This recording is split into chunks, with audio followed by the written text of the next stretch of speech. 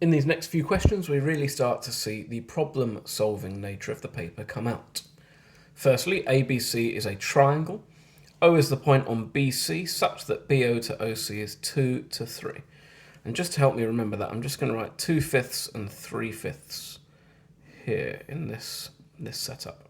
Might not be useful to me, but if they've given me that information, it probably will be. AB is 3A, they've labelled. AC is 5B, they've labelled. AO is K times 9A plus 10B, where K is a scalar, just a number. Find the value of K. So I'm being asked basically to find AO in terms of A and B, and then just the added step at the end. They've said K equals. If they hadn't, I would write that myself on the answer line. So I ask myself, what path can I take to get from A to O? Now I can either go AB and BO, or I can go AC and then CO. It doesn't matter which way I go. I'm going to go AB and then BO.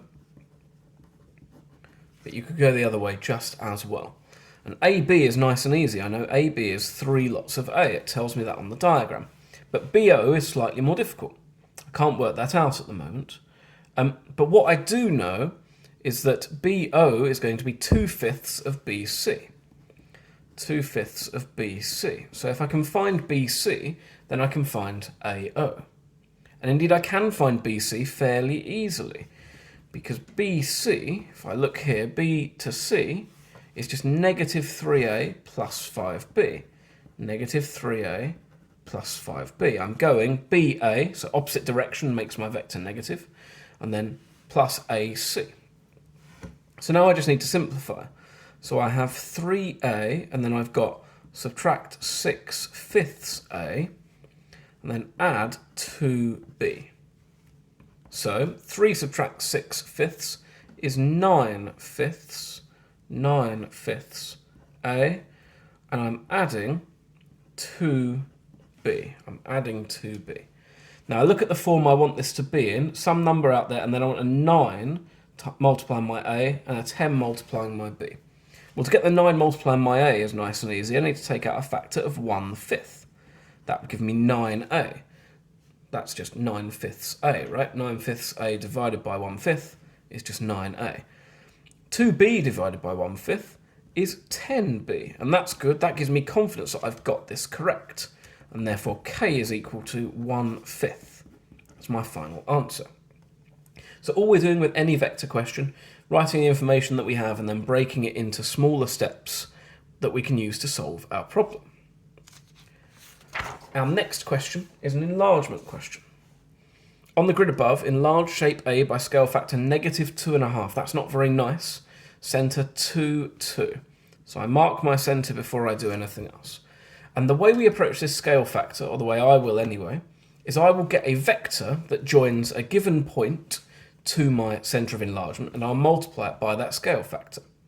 So let's look at this point here first. So the vector going from there to my centre of enlargement, or let's go centre of enlargement to there actually to be consistent, because then it'll let me walk from my centre of enlargement to my new point, is going to be I'm going up by 1. So that vector will be 0, 1. That is, don't move in my horizontal direction, move up by 1.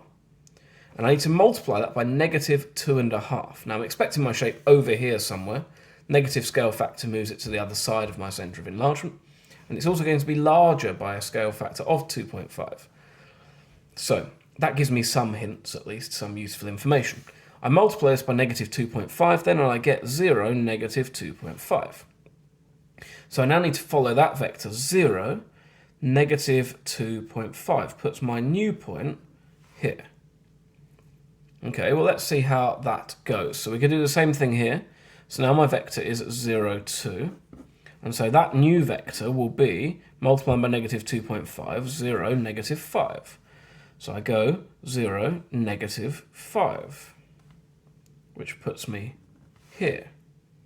That doesn't look intrinsically wrong. This height here is 1, and this height here is 2.5. So that seems all right.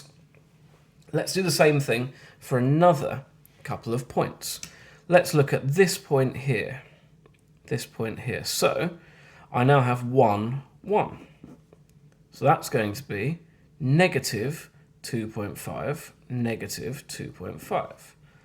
So let's look at that. Negative 2.5, negative 2.5. Puts me here. Puts me here. Now, maybe, because this is quite a complex shape, I'm going to start labelling these. So 1, 2, and 3 is going to go 1, 2, and 3. It just helps me to map these. Same thing here, and now I can do some of this in my head, I would hope. So that vector is going to be 1, 0. So now I'm going to have negative 2.5, 0, and that's point 4. And hopefully we're seeing this shape begin to take shape. This is 2, 0, 2, 0, so it's going to be negative 5, negative 5, 0. And we are now definitely seeing this shape come together. Let's pick this point here as well. 3 and then 1, 3 and then 1. So I need to multiply it by negative 2.5. So I'm going to get negative 7.5 and then negative 2.5. So negative 7.5, 1, 2, 3, 4, 5, 6, 7.5. And negative 2.5 puts me down here. Puts me down here. That was 0.6. We're probably hopefully seeing our shape take shape. I can join some of these together if not. So 1 and 2 are going to join together, for example. That gives me that line there. Then 1 and 3 are also going to join together. That gives me that line here. 3 and 4 join together. That gives me that line there. 4 and 5 join together. That gives me this line here. And now we probably are seeing this shape take shape nicely. These two don't join together at the moment. So what I could do is I could find that point here. Well, I can probably visualize where it's going to be anyway. Let's find this point instead. Vector is 3, 2, 3, 2. So I'm going to have negative 7.5 and negative 5. So negative 7.5 and then negative 5 puts me here. And again, 6 and 7 join together. And now, from there, we can just see our shape and we can join it together nice and easily. Now, that's quite a fiddly shape to have done with a weird scale factor.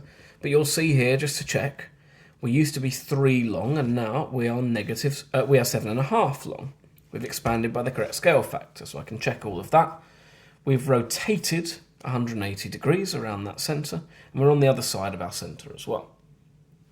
Question 8. A straight line passes through those points where C and D are those values. Find the gradient of the straight line.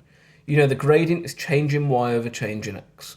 But at the moment, not massively helpful because all our y's and x's are in terms of different letters. So I'm going to rewrite CD as A plus 3, B plus 9. Because now, when I find my gradient, change in y over change in x, I get y2 subtract y1, A plus 3 subtract A, over x. That's the wrong way around. B plus 9 subtract B, I apologise, over x2 subtract x1, A plus 3 subtract A. So B subtract B just becomes 0, so this is just 9, and A subtract A becomes 0, so this is 3. So my total gradient is just 3. And that's the next few questions sorted.